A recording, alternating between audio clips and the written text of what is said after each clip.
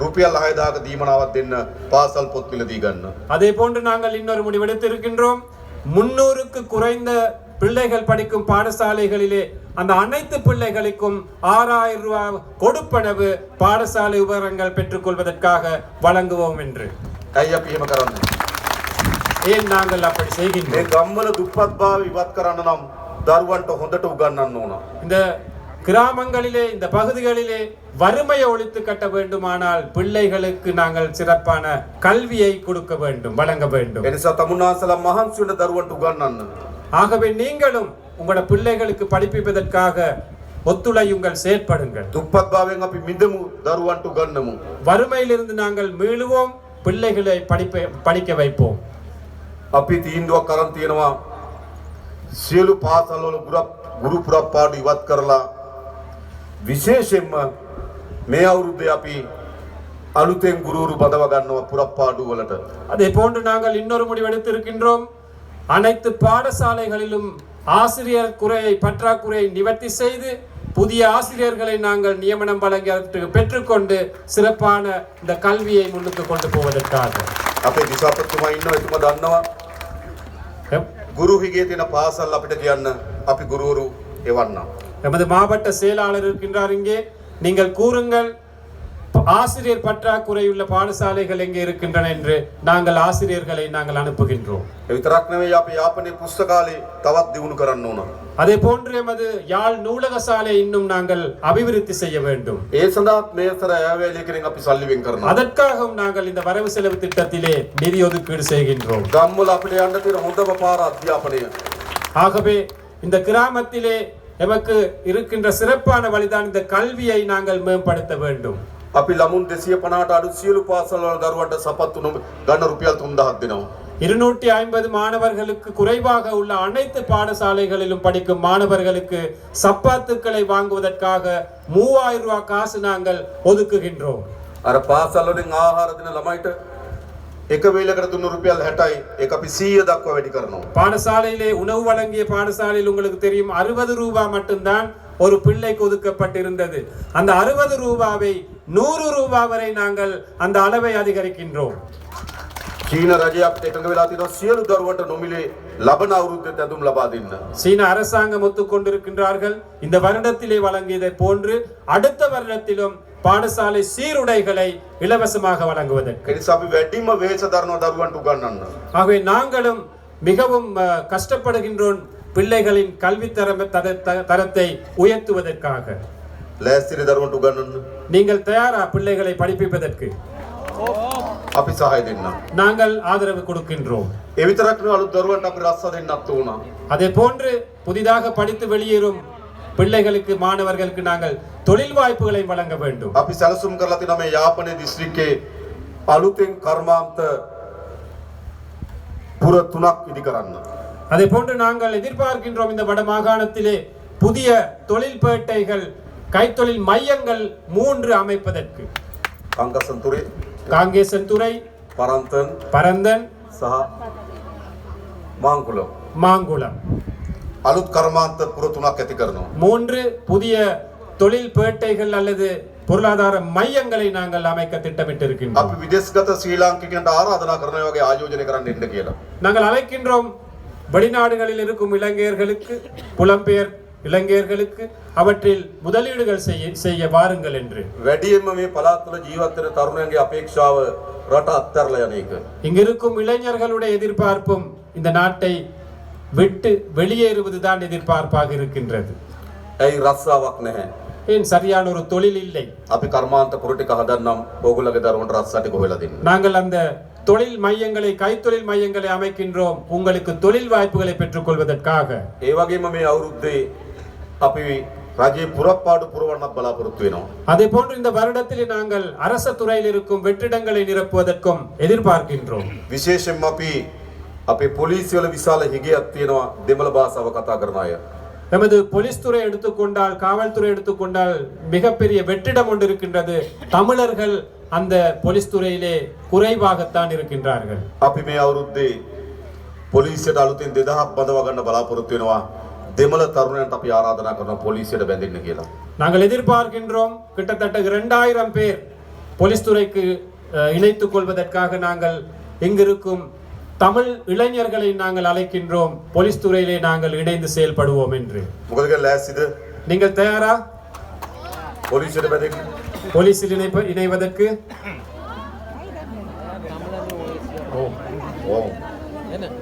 මොකද පොලිසිය හරි වැදගත් කාර්යයක් කරන අපේ ගම්වල ආරක්ෂාවට සාමයට විශාල වැඩ කොටසක් කරනවා.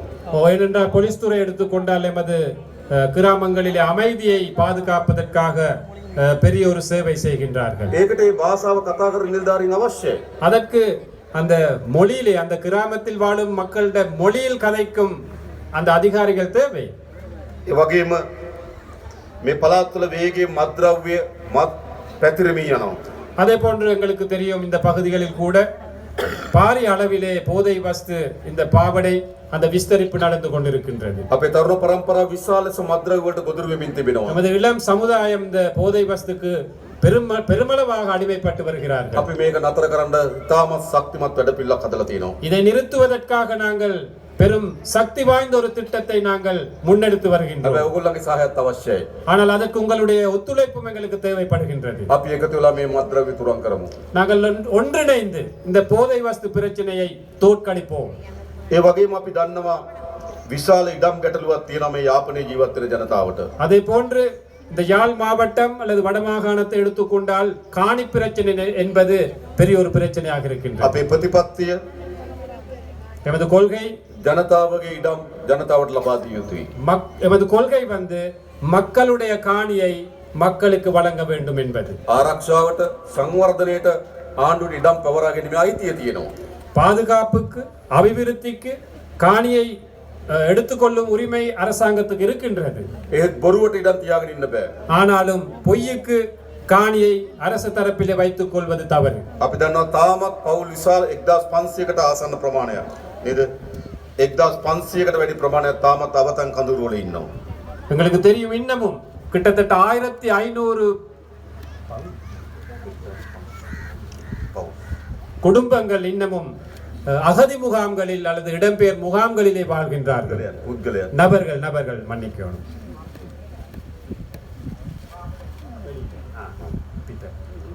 එනිසා ඒගොල්ලන්ට අපි ඉක්මනින්ම තමන්ගේ වාසස්ථාන ලබා දෙන්න කටයුතු කරනවා. ஆகவே அவர்களுக்கும் நிரந்தரமான வீடுகள் வீட்டு வசதிகளை செய்து கொடுப்பதற்காக நாங்கள் முடிவெடுத்திருக்கின்றோம். අපි ඉඩම් ගැටලුව විසඳන්න. நாங்கள் காணி பிரச்சனை தீர்க்கின்றோம். ඒ විතරක් නෙවෙයි ගම්වල அது மட்டுமல்ல கிராம மட்டத்திலே විශාල ලෙස පාරවල් කඩා වැටලා තියෙන්නේ. நிறைய பாதைகள் போக இயலாத ஒரு நிலையில இருக்கின்றன. ගම් වතුර නිසා හානි වුණා. வெள்ளப்பெருக்கு பிரச்சனை இருக்கின்றது. කාලයක් තිස්සේ නඩත්තු නොකරපු නිසා හානි වෙලා நீண்ட நாட்களாக அந்த பாதை பராமரிக்கவில்லை. අපි අද දිස්ත්‍රික් සංවර්ධන කමිටුවක් ඇඳෙව්වා. நாங்கள் இன்று மாவட்ட அபிவிருத்தி குழு கூட்டத்தை கூட்டினோம். ඒදී අපි මාර්ග සංවර්ධන අදාළ නිලධාරීන්ගෙන් ඇහුවා කීයක් ඕනද පාරවල් හදන්න මේ අවුරුද්දේ හදන්න පුළුවන් ගාන කියන්න. ඒකට අපි සල්ලි වෙන් කරලා දෙනවා. அந்த கூட்டத்திலே கேட்டிருக்கின்றார் எவ்வளவு நிதி தேவை அந்த பாதைகளை புனரமைப்பதற்கு புதிதாக அமைப்பதற்கு எவ்வளவு நிதி தேவை, அந்த நிதியை இந்த வருடத்திலே வரவு செலவு திட்டத்திலே வழங்குவோம் என்று தோழர் வாக்குறுதி அளிக்கின்றார். அந்த பாதைகளை அமைக்க வேண்டும். சிறப்பான குடிநீர் வசதியை கொடுக்க வேண்டும். அவைதான் மக்களுடைய பிரச்சனைகள். நாங்கள் ஒரு அரசாங்கத்தை அமைத்திருக்கின்றோம். எதற்காக? ஜனதாவகை பிரශ්න විසඳන්න ආණ්ඩුවක්. மக்களுடைய பிரச்சனைகளை தீர்ப்பதற்கான அரசாங்கம். ජනතාවගේ ආණ්ඩුවක්. மக்களுடைய அரசாங்கம் අපි හදලා තියෙනවා. நாங்கள் அமைத்திருக்கின்றோம். අපි දන්නවා දැන් කාලාන්තරයක් තිස්සේ எங்களுக்கு தெரியும் நீண்ட நாட்களாக මේ උතුරු මුහුද இந்த வடமாகாண இந்த கடற்பரப்பு විශාල දීවර ගැටලුවක් තියෙනවා. பெரும்பான்மையான மீன்பிடி கடற்தொழில்களுடைய பிரச்சனைகள் காணப்படுகின்றன. අපේ දීවර ජනතාව එකේ විශාල ලෙස බැට කනවා. எமது மீனவர்கள் அதில் கவலைப்படுகின்றார்கள், கஷ்டப்படுகின்றார்கள். මුහුදේ තියෙන පරිසර පද්ධතිය පව විනාශයට ලක් වෙනවා. அந்த கடல் அடியில் உள்ள அந்த நிலைகள் கூட சுற்றுச்சூழல் கூட அழிவடைந்து வருகின்றன. අපේ දීවරින්ට මුහුද යන්න බැරි තත්ත්වයක් ඇති වෙලා තිබෙනවා. எமது மீனவர்களுக்கு கடற்தொழிலுக்கு போக இயலாத ஒரு நிலை இருக்கின்றன. ඒ ප්‍රශ්න විසඳන්න ඕන. அந்த பிரச்சனை தீர்க்க வேண்டும். අපි ඉන්දියානු රජයත් එක්ක කීප අවස්ථාවකදී සාකච්ඡා කරා. நாங்கள் இந்திய அரசாங்கத்திடம் பல தடவைகள் பேச்சுவார்த்தை நடத்தினோம். නාවික හමුදාවන්ට අපි ආරක්ෂාව තහවුරු කරන්න කියලා නියෝග දුන්නා. கடற்படைக்கு எமது கடற்பரப்பிலே பாதுகாப்பை வலுப்படுத்த வேண்டும் என்ற அந்த கட்டளை நாங்கள் விட்டிருக்கின்றோம். ද පියවරෙන් පියවර படிப்படியாக ක්‍රමානුකූලව படிப்படியாக මේ දීවරය මුහුණ දී තිබෙන ගැටලු අපි විසඳන්න කටයුතු කරනවා. இந்த கடற்தொழிலாளர்கள் மீனவர்கள் முகம் கொடுக்கும் பிரச்சனைகளை நாங்கள் தீர்ப்போம். මේ මුහුණ තමුන්වහන්සේලාගේ මුහුණ இந்த கடற்பரப்பு என்பது உங்களுடைய கடல்.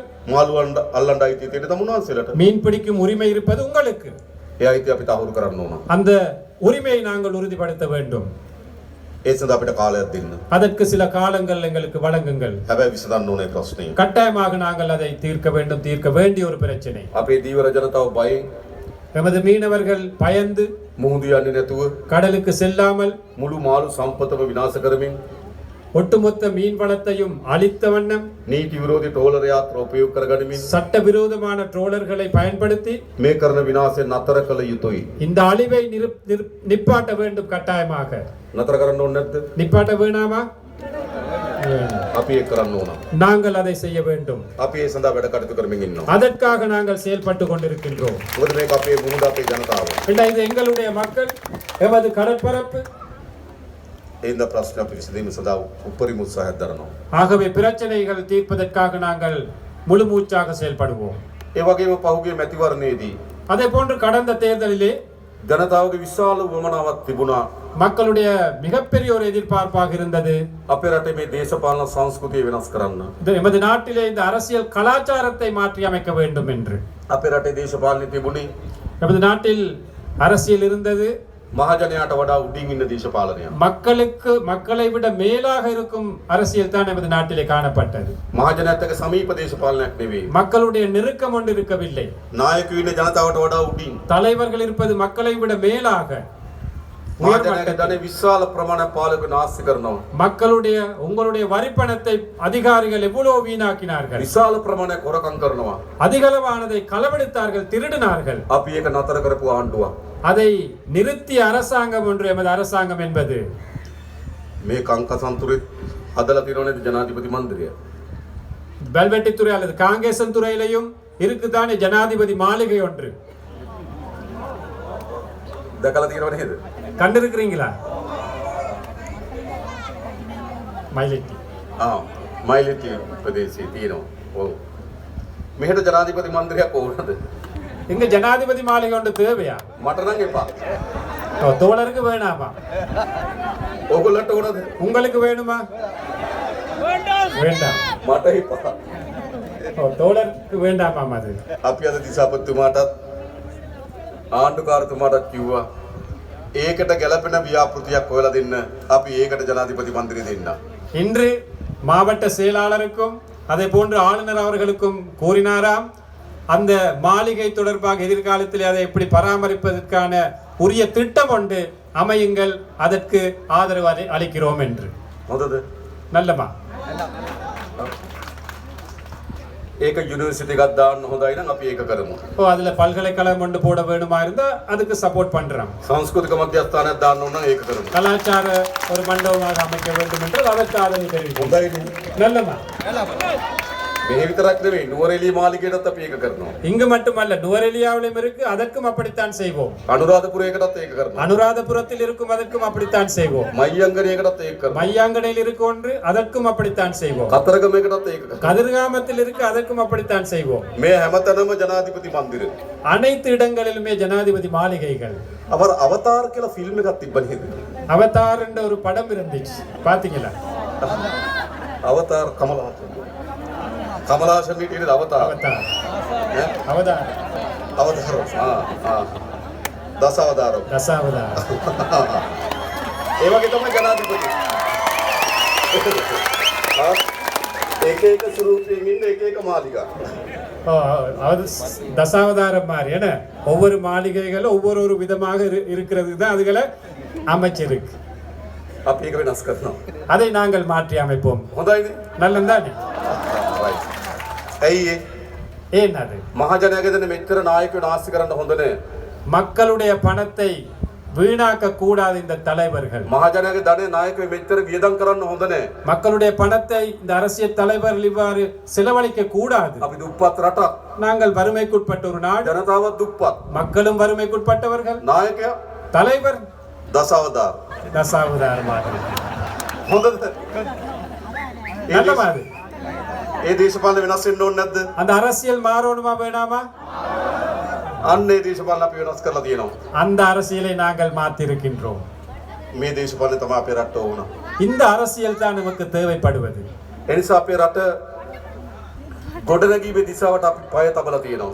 ஆகவே இந்த நாட்டை அபிவிருத்தி செய்யும் அந்த பயணத்தை நாங்கள் ஆரம்பித்திருக்கின்றோம். විශේෂයෙන් මේ උතුරු පළාත ඉලක්ක කරගත්තු සංවර්ධන සැලසුම් ගණනාවක් අපි සැලසුම් කරලා තිබෙනවා. விசேடமாக இந்த வடமாகாணத்தை இலக்காக வைத்த பல்வேறு அபிவிருத்தி திட்டங்களை நாங்கள் முன்னெடுக்க මම திட்டமிட்டிருக்கிறோம். කලින් කිව්වා වගේ කර්මාන්ත කලාප 3ක්, ஏற்கனவே கூறியதை போன்று தொழில் மையங்கள் 3, ඒ වගේම සංචාර කර්මාන්ත දියුණු කරන්න සැලසුමක්, அதே போன்று சுற்றுலாத்துறை வளர்ப்பதற்கான திட்டம், ඒ වගේම අපි හඳුනාගෙන තියෙනවා මේ උතුරු පළාතේ පොල් වගා කරන්න පුළුවන් අක්කර 40000ක් තියෙනවා කියලා. அதே போன்று நாங்கள் கண்டறிந்திருக்கின்றோம் இந்த வடமாகாணத்திலே தென்னை பயிர் செய்யக்கூடிய 40000 ஏக்கர் காணிகள் இருக்கின்றது என்று. මේ අයවෙන් අපි ඒකට සල්ලි වෙන් කරනවා. இந்த வரவு செலவு திட்டத்திலே அதற்காகவும் நாங்கள் நிதி ஒதுக்கீடு செய்கின்றோம். වගා කරන්න කැමති අයට அதில் பயிரிடக்கூடிய அந்த விருப்பமானவர்களுக்கு පොල් පැල දෙන, தென்னம்பிள்ளைகள், බිම සකස් කරගන්න මුදලක් දෙන, அந்த நிலத்தை செய்வதற்கான பணம், පොහොර දාන්න මුදලක් දෙනවා අපි. பசலையிடுவதற்காக நிதி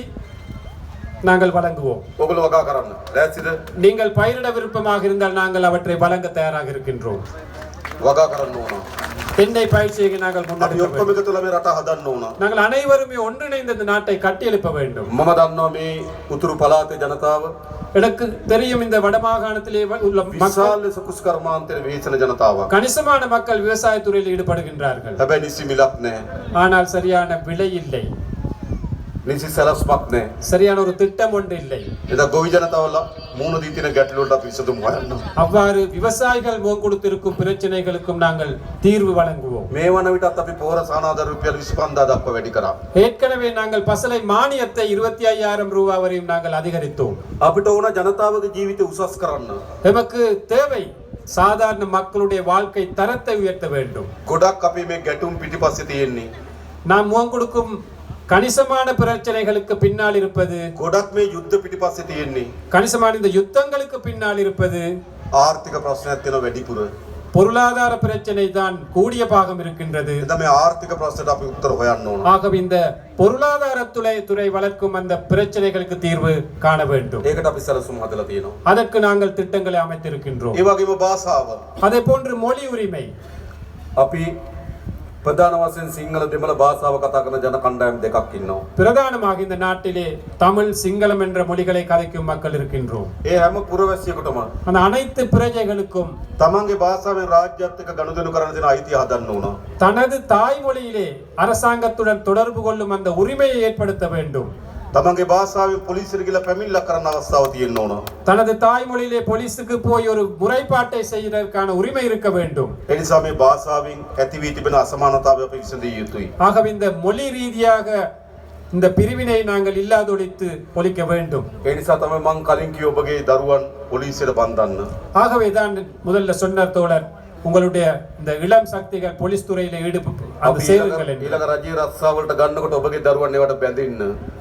அரச துறையில் ஆட்களை சேர்க்கும் போது உங்களோட பிள்ளைகளை அவற்றுக்கு இணையுங்கள். ඒ දෙමළ භාෂාවෙන් කතා කරන රාජ්‍ය සේවයක් අපිට අවශ්‍යයි. ஏனென்றால் தமிழ் மொழியிலே கலந்து அந்த கதைக்கும் அரச துறை ஒன்று எங்களுக்கு இந்த வடக்கிலே தேவைப்படுகின்றது. ඒක අපි හදන්න සැලසුම් කරලා තියෙනවා. அதை அமைப்பதற்கு நாங்கள் திட்டமிட்டிருக்கின்றோம். ඒ වගේ ඊළඟ වැදගත් அதே போன்று இன்னொரு முக்கியமான விஷயம், අපේ ආගමික අයිතීන් පිළිබඳ සාධාරණත්වයක් තියෙන්න ඕන. எமது மத ரீதியான உரிமைகள் எங்களுக்கு பெற்றுக்கொள்வதற்கான அந்த சூழல் அமைய வேண்டும். මෙතන අපේ නායක හාමුදුරුවෝ වැඩ සිටිනවා. எமது நாயக்க தேரர் அவர்கள் இருக்கின்றார்கள். අපේ කුරුක්කොල් තුමාලා වැඩ සිටිනවා. எமது குருக்கள் அவர்கள் வருகை தந்திருக்கின்றார்கள்.